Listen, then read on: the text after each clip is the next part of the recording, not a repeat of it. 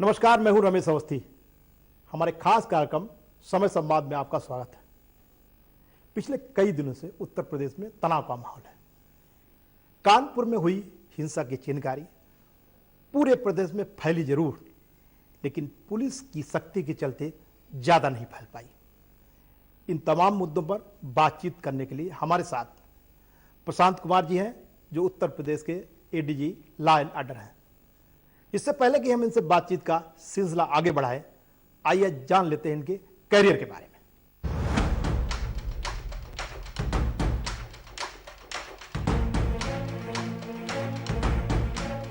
UP cadre के IPS officer और उत्तर प्रदेश के ADG law and order Prashant Kumar एक बार फिर सुर्खियों में हैं।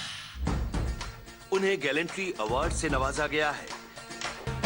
इस अवार्ड को लेकर उनका कहना है कि ये यूपी पुलिस के लिए गौरवान्वित करने वाला लम्हा है।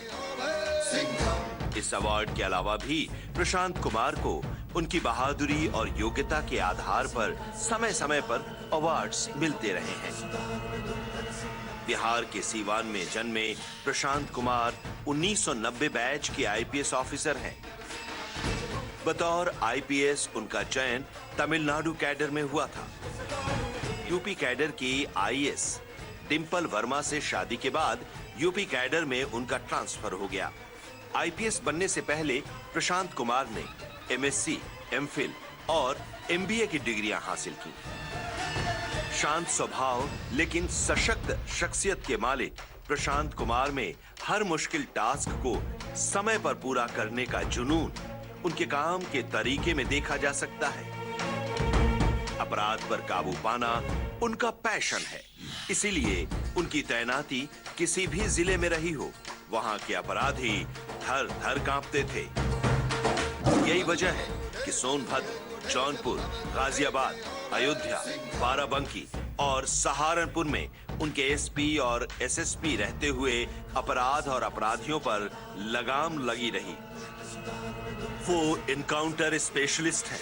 उन्होंने ऐसे शातिर और खूंखार अपराधियों को ढेर किया है जो पुलिस के लिए चुनौती बने हुए थे। एडीजी लॉ एंड ऑर्डर का पद संभालने से पहले प्रशांत कुमार मेरठ जोन के एडीजी रहे और मेरठ रेंज के डीआईजी भी रहे। मेरठ में ही रहते हुए प्रशांत कुमार उस वक्त भी सुर्खियों में आए जब उन्होंने हेलीकॉप्टर से कांवड़ियों पर पुष्प वर्षा कराई। वही मेरठ जो कभी अपराधियों का गढ़ बना हुआ था, उसी मेरठ में सबसे ज्यादा इनकाउंटर भी हुए। और फिर शांति बहाली ऐसी कि कांवड़ियों पर पुष्प वर्षा हुई। अपने कर्तव्य को जान से ज्यादा अहमियत देने वाले प्रशांत कुमार ने एडीजी का पद संभालने के बाद कहा था कि शासन की प्राथमिकताएं और पुलिस महानिदेशक का जो आदेश रहा है, हमें उसे अच्छे से निभाना है। शासन की पहले से ही प्राथमिकता रही है zero tolerance against crime. Police की भी यही प्राथमिकता है और आगे भी रहेगी। यानी उनकी कथनी और करनी में कभी फर्क नजर नहीं आया। ऐसे बहादुर, कर्तव्यनिष्ठ और ईमानदार पुलिस अधिकारी को रियल सिंघम कहा जाए तो गलत नहीं होगा। सहारा न्यूज ब्यूरो। यह था प्रशांत कुमार जी का संघर्ष से बना हुआ एक जीवन। प्रशांत जी, हमारे खास कार्यक्रम में आपका बहुत बहुत स्वागत है। धन्यवाद। प्रशांत कुमार जी, पिछले दिनों हमने देखा कि जिस तरह कानपुर में हिंसा हुई, उसके बाद उस हिंसा के बाद पूरे प्रदेश में एक अराजकता का माहौल फैला, लेकिन पुलिस की सख्ती के चलते उतना नहीं फैल पाया। मैं जानना चाहता हूं कि आखिर में कहां चूक हो गई जो पुलिस को उसकी जानकारी नहीं हुई और ये हिंसा कानपुर में हुई। अगर आप उत्तर प्रदेश की जनसंख्या और उत्तर प्रदेश के साइज को देखें तो आप पाएंगे कि 3 तारीख को केवल कानपुर में कुछ लोग एकत्रित हुए थे, कुछ घटनाएं हुई और उसके बाद से फिर 10 तारीख को प्रयागराज में हिंसा हुई। 10 तारीख को कुछ और जनपदों में भीड़ भाड़ भी हुई थी, जिसको पुलिस ने त्वरित कार्रवाई करके तितर बितर कर दिया था। तो मैं इसको इस तरह से देखता हूँ कि हमारी तैयारी इतनी थी और हमारे पास इतना ग्राउंड इंटेलिजेंस था कि हम लोगों ने इस चीज़ों को एक सांप्रदायिक घटना होने से रोका। और अभी तक जो घटना है वो एक पुलिस के साथ एक वर्ग की झड़पें हुई हैं और इसके लिए बड़े व्यापक प्रबंध भी किए गए थे और तैयारियां भी की गई थी। इसमें उस वर्ग विशेष के राधा सभी धर्म गुरुओं से हम लोगों की चर्चा हुई और सबने खुद भी प्रयास किया। धर्म गुरुओं की तरफ से भी काफ़ी अपेक्षित सहयोग मिल रहा है, उनके द्वारा भी अपीलें जारी की गई और चीज़ें बताई गई, लोगों को सभी चीज़ें समझाई गई। लेकिन कुछ उपद्रवी तत्व जो हैं या कुछ ऐसे असामाजिक तत्व हैं जो कि यहाँ की कानून व्यवस्था या विधि व्यवस्था या सांप्रदायिक सौहार्द बिगाड़ने की कोशिश कर रहे हैं और जिसमें कि वो सफल नहीं हो पाएंगे। और इसके लिए हम लोग लगातार जनसंपर्क हर एक स्तर पर, प्रशासनिक अधिकारी हैं, पुलिस के अधिकारी हैं, लोगों से बातचीत कर रही है और जो लोग भी इसके बावजूद घटनाएं कर रहे हैं उनके विरुद्ध नियमानुसार सख्त कार्रवाई अमल में लाई जा रही है।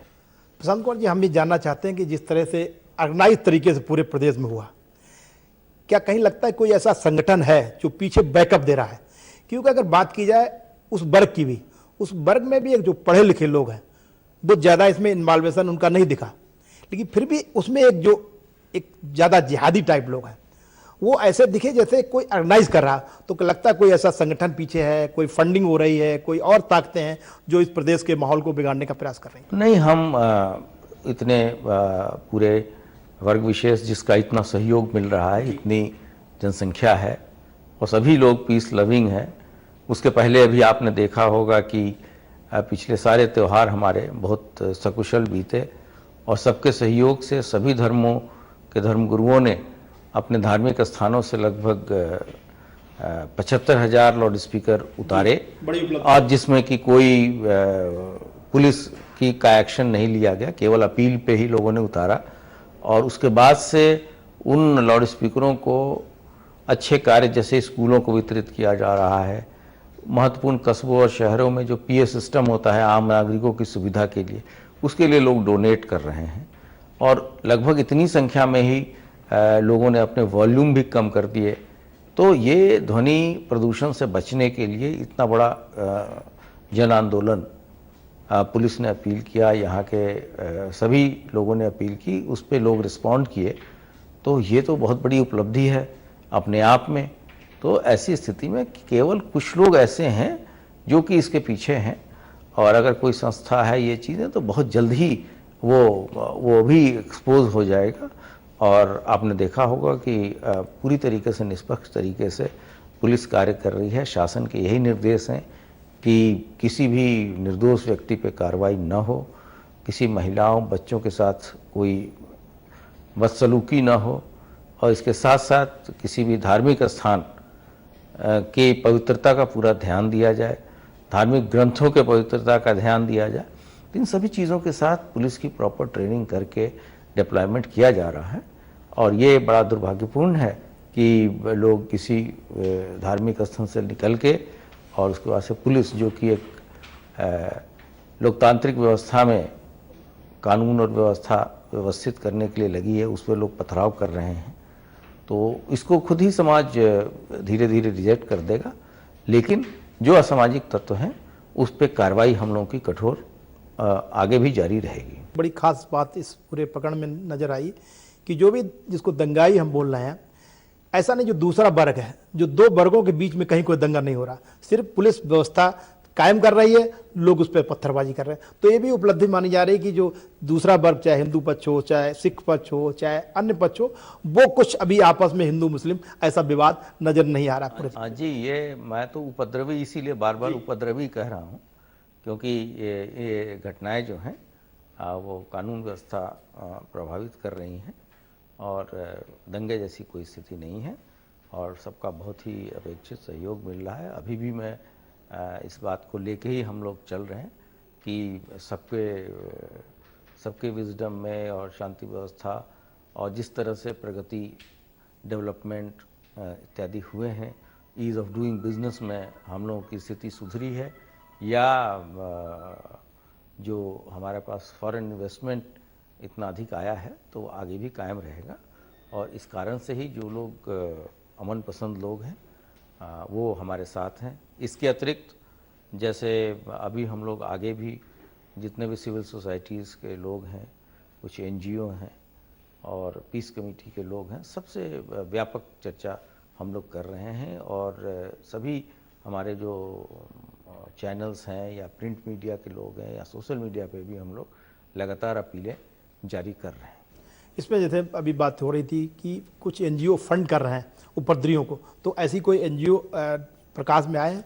नहीं, अभी कोई ऐसा ऑर्गेनाइजेशन पिन डाउन नहीं हुआ।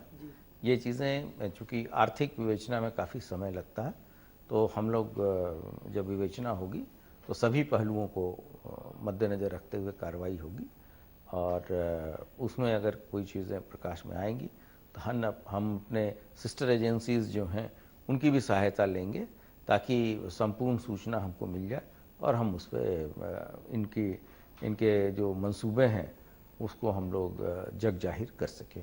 एक बात सामने आ रही है कि तमाम धर्मगुरु ऐसे हैं जो चाहते हैं कि प्रदेश में अमन चैन कायम रहे, लेकिन उसके बाद भी कुछ लोग ऐसे हैं, जैसे तौकीर रजा ने कहा कि 17 जून को हम वहाँ पर एक सम्मेलन बुला रहे हैं, नमाजियों को बुला रहे हैं, फिर हम कुछ मांग करेंगे। बरेली में एक घोषणा हुई है, क्या आपके संज्ञान में है और अगर है तो क्या इस पर कोई कार्रवाई हो रही है? नहीं, लगातार बात चल रही है। कल तो उनके ऑर्गेनाइजेशन ने इसको डिनाई भी किया है कि ऐसे कोई धरना प्रदर्शन की बात नहीं है।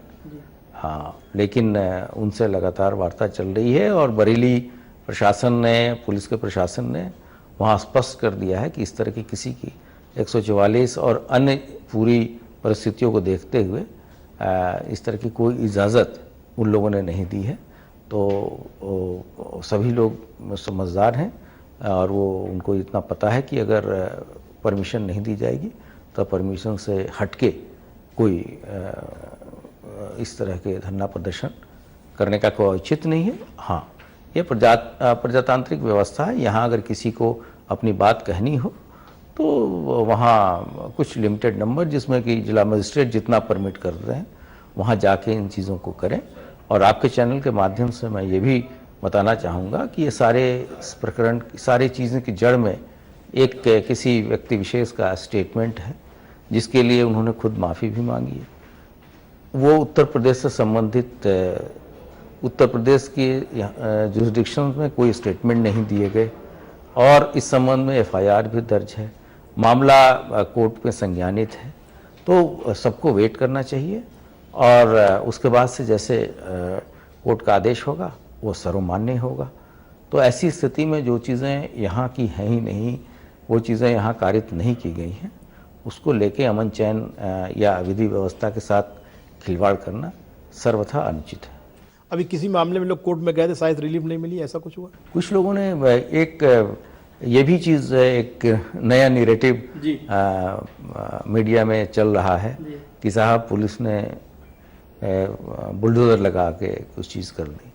तो बुलडोज़र का जो कार्य है वो डेवलपमेंट अथॉरिटी करती है, वहाँ के जो विकास प्राधिकरण है या नगर निगम है, इसके द्वारा पिछले बहुत सालों से किया जा रहा है।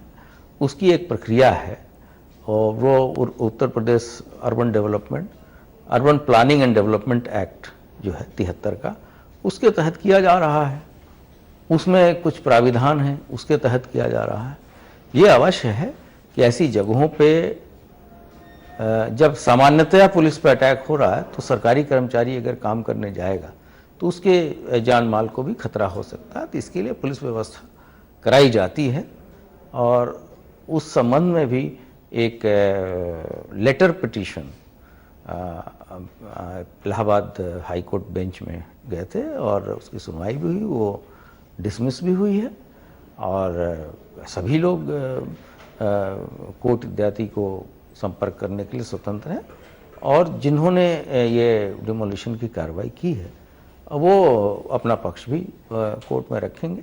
लेकिन वो ये चीज़ें इस घटना से जोड़ना मेरे हिसाब से इसको और ज़्यादा तूल देने वाली बात है। ये एक सामान्य प्रक्रिया है जो पहले से चल रही थी और ये ऐसा संयोग है कि उस समय ये घटना हो गई। यहाँ पर लेते हैं छोटा सा ब्रेक, ब्रेक के बाद फिर हाजिर होते हैं।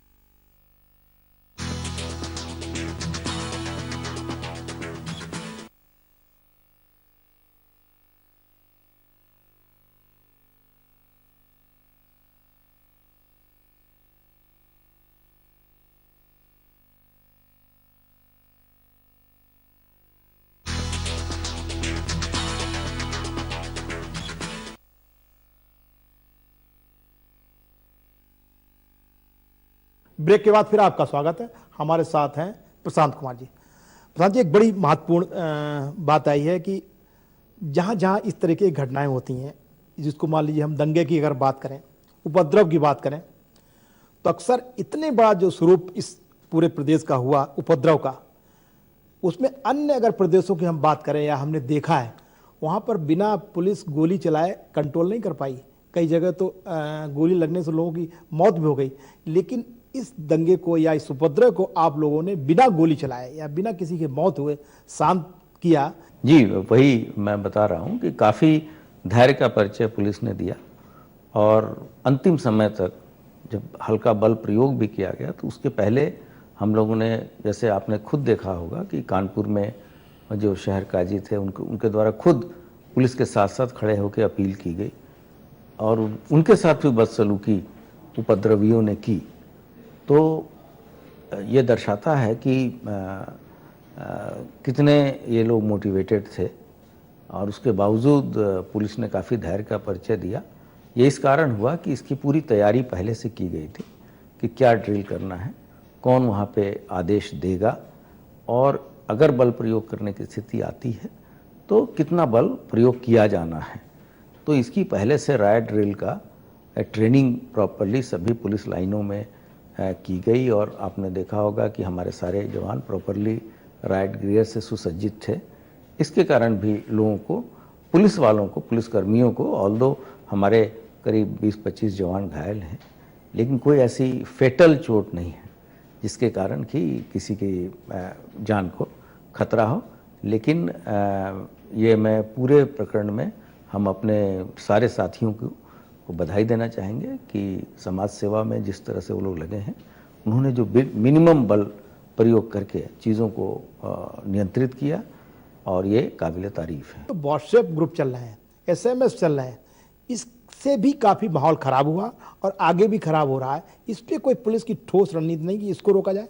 जी, ये व्हाट्सएप और सोशल मीडिया की मॉनिटरिंग हमारी टीम लगातार जैसे लखनऊ स्तर पे जो स्टेट लेवल की है वो करती है। इसके अलावा जिले स्तर पे और पुलिस के जो रेंज और जोन है वहाँ पे भी हमारी 24 घंटे ये सेवा है और हर एक पोस्ट को हम लोग मॉनिटर करते हैं और हमारे पास इस तरह के टूल्स हैं जिससे कि हम कहीं भी अगर कोई रूमर मॉन्गरिंग हो रही है तो हम उस चीज़ को निकाल लेते हैं और उसके लिए करेक्टिव मेजर्स लेते हैं। और जो जैसा कि आपने बताया कि शासन की ये नीति है कि हम मीडिया के माध्यम से समाज को सभी चीज़ें अपडेटेड रखें कि पुलिस के द्वारा क्या कार्रवाई हुई है। मुख्यमंत्री जी ने घोषणा की किसी भी धार्मिक स्थल पर कोई भी क्षति नहीं होने देंगे, इसके लिए कोई टीम गठित है? जी, इसके लिए भी काफ़ी प्रबंध किए जाते हैं और इसके लिए हमारी विशेष टीम होती है जो खासकर पर्व त्यौहार या इस तरह की परिस्थितियों में हम लोग लगातार धार्मिक स्थलों की चेकिंग कराते हैं और जिसमें सभी धार्मिक स्थल होते हैं, कोई धर्म विशेष से इसका मतलब नहीं है, ताकि किसी की भी धार्मिक भावनाएं आहत न हो। अगर किसी मिसक्रिएंट के द्वारा कोई चीज़ ऐसी पाई जाती है तो उसका तुरंत संज्ञान लिया जाता है और उसमें दोषी व्यक्तियों के विरुद्ध कार्रवाई भी की जाती है। और साथ ही साथ मैं ये भी बताना चाहूँगा कि सोशल मीडिया पे आपत्तिजनक पोस्ट या हेट स्पीच अगर आप कहें कि लोग कुछ ऐसी चीज़ें बोल के पोस्ट कर देते हैं तो इसमें लगभग 120 ऐसे प्रकरण हैं केवल आपत्तिजनक पोस्ट के और लगभग 70 के करीब ऐसे हेट स्पीच के प्रकरण हैं जिसमें पुलिस ने अभियोग भी पंजीकृत किया है, गिरफ्तारियां भी की हैं, चार्जशीट भी किया है और ये सारे पोस्ट या जो हेट स्पीचेस हैं वो सभी धर्म से संबंधित है। इसका कोई धर्म विशेष से कोई लेना देना नहीं है। तो ये एक बहुत बड़ा चीज़ है जो कि जिसका बहुत प्रचार प्रसार हम लोग नहीं करते क्योंकि इससे माहौल ख़राब होता है। लेकिन साथ ही साथ जो लोग इंटेंशनली इन चीज़ों को करते हैं उसके विरुद्ध भी बड़ी कड़ी कार्रवाई हम लोग अमल में लाते हैं। प्रदेश में अभी कितनी गिरफ्तारियां हो चुकी हैं और कितनी अभी होनी है? ये जो 10 तारीख की घटना है उसको लेके 337 लोगों की गिरफ्तारी आज तक की जा चुकी है और हम लोग जो भी गिरफ्तारी कर रहे हैं वो पर्याप्त साक्ष्य के आधार पे और बहुत जगहों पे इसकी हम लोगों ने पोस्टर्स भी लगा रखे हैं जिससे लोगों को ये स्पष्ट हो सके कि क्यों अमुक व्यक्ति की गिरफ्तारी की जा रही है। क्योंकि जो लोग पत्थर फेंक रहे हैं या आगजनी कर रहे हैं उसके बारे में वीडियो और स्टिल फोटोग्राफ्स हमारे पास अवेलेबल है ताकि आम जनता को ये ना हो कि जैसे कुछ आरोप ये भी लोग लगाते हैं कि गलत फंसाया जा रहा है। तो इसके लिए भी वहाँ उक्त जनपद में एक सीनियर लेवल पे एक टीम बनी है जो इस चीज़ों का इस तरह के जो शिकायतें आती हैं गलत फंसाए जाने की उसका परीक्षण किया जाता है और ये भरसक प्रयास किया जाता है और ये सुनिश्चित किया जाता है कि किसी भी गलत व्यक्ति के विरुद्ध कोई पुलिस कार्रवाई न हो। क्या आपको लगता है कि मुख्यमंत्री ने जिस तरह पुलिस को छूट दी कि अपराधियों के खिलाफ कार्रवाई करिए, सांप्रदायिक हिंसा जो फैलाते हैं उनके खिलाफ कार्रवाई करिए और आपको खुली छूट है, इसका फायदा मिला है पुलिस को? ये शासन की नीति और उनके दृढ़ संकल्प के बिना ये संभव नहीं है जी। लेकिन ये बात कि खुली छूट वाली बात ऐसी नहीं है, काफ़ी क्लोज मॉनिटरिंग होती है। ये भी ध्यान दिया जाता है कि जैसे विभाग के अंदर भी अगर कोई गड़बड़ी है तो उसका भी समय समय पे आकलन हम लोग करते हैं, आत्मविश्लेषण करते हैं और हमारे यहाँ भी जो ऐसे तत्व हैं जो कि समाज के लिए उचित नहीं है तो उनके विरुद्ध भी कार्रवाई समय समय पे की जाती है और शासन के द्वारा इन चीज़ों पर बड़ी सतर्क दृष्टि रखी जाती है और उसके कारण ही ये आज के दिन से संभव हो सका है। आपने देखा होगा कि जो कुंभ का मेला था वो पहली बार ऐसा हुआ कि इवन असंज्ञान जो नॉन कॉग्निजेबल ऑफेंस भी एक दर्ज नहीं हुआ। ये इतने बड़े मानव समागम जो पृथ्वी पर सबसे ज़्यादा बड़ा होता है उसमें किसी की घटना न होना अपने आप में दर्शाता है कि कितनी तरीके से और कितनी मेहनत से तैयारियां की गई होंगी और कितना अच्छा अंतर्विभागीय समन्वय हुआ होगा। और ये सभी चीज़ शासन के जो शीर्षस्थ स्तर पर अधिकारी बैठे हैं उनके मार्गदर्शन में ही संभव हो पाया है। मैं एक बात जानना चाहता हूँ कि पिछली सरकारें जो थी, मैं किसी का नाम नहीं लेना चाहता हूँ, कई सरकारें आई, मैंने दंगे होते देखे, आपने भी देखे दंगे होते। उसके बाद जब भारतीय जनता पार्टी सरकार आई, मंत्री योगी आदित्यनाथ जी मुख्यमंत्री बने, कोई दंगा नहीं हुआ। तो इसके लिए पॉलिटिकल सिस्टम जिम्मेदार था जब दंगे होते थे या पुलिस का सिस्टम जिम्मेदार था जब दंगे होते थे? देखिए ये जो जहाँ तक राजनीतिक प्रश्न है उस पर मेरा बताना उचित नहीं है, कमेंट करना। लेकिन ये अवश्य है कि ये सरकार की दृढ़ इच्छा शक्ति है कि सांप्रदायिक सौहार्द कायम रहना चाहिए, सबका साथ, सबका विश्वास और सबको लेके चलने की जो नीति है और ये सुनिश्चित किया जाना कि सरकार की किसी भी योजना में कोई भेदभाव न हो और समाज में अपराध और अपराधियों पे जिस व्यक्ति ने भी गलती की है उसको सज़ा मिले तथा योग्यता के आधार पर अधिकारियों का चयन। मुझे लगता है कि इन सब चीज़ें, ये कुछ ऐसी चीज़ें हैं जिसके कारण इस पुलिस फोर्स ने इतनी मेहनत की है। और इसके अलावा पिछले 5-5.25 साल में लगभग 2.25 लाख लोगों की नियुक्ति पूरी मेरिट के आधार पर हुई है। और पुलिस विभाग के किसी भी नियुक्ति में आपने देखा होगा कोई उंगली नहीं उठती है और ना ही किसी माननीय कोर्ट ने इसमें हस्तक्षेप किया है। यह दर्शाता है कि पूरी सुचितापूर्ण एवं पारदर्शी तरीके से योग्यता के आधार पर भर्तियां हो रही हैं और अच्छे लोग फोर्स में आ रहे हैं और वो संकल्पित हैं, कमिटेड हैं जन सेवा के लिए। और सरकार की जो मंशा है, जो अपेक्षा है, उसके हिसाब से चीज़ों को इम्प्लीमेंट कर रहे हैं। आपकी भूमिका को उत्तर प्रदेश पुलिस में जब आप मेरठ में थे, एडीजी काफ़ी कानून व्यवस्था, क्योंकि मेरठ एक ऐसा बड़ा सेंसिटिव जोन माना जाता था, आपने वहाँ कंट्रोल किया तो आपको सिंघम के रूप में लोग जानते थे। मैं ये जानना चाहता हूँ, आपने कई मुख्यमंत्रियों के साथ काम किया, पिछले मुख्यमंत्रियों और योगी जी के नेतृत्व में काम करना, कितना आप अंतर पाते हैं? देखिए, व्यवस्था अगर अच्छी होती है उसमें इंडिविजुअल का कोई बहुत ज़्यादा वो नहीं होता है और किसी व्यक्ति को अपना सेल्फ असेसमेंट करने का वो नहीं है। ये आम जनता या उनके जो सुपरवाइजरी ऑफिसर होते हैं उनको जज करना चाहिए। लेकिन जैसा मैंने बताया कि शासन स्तर पे मैंने कभी भी ये स्थिति नहीं देखी कि एक बार निर्देश अगर दे दिए जाते हैं तो उसके बाद से फिर उसमें कोई विचलन की स्थिति नहीं आती है।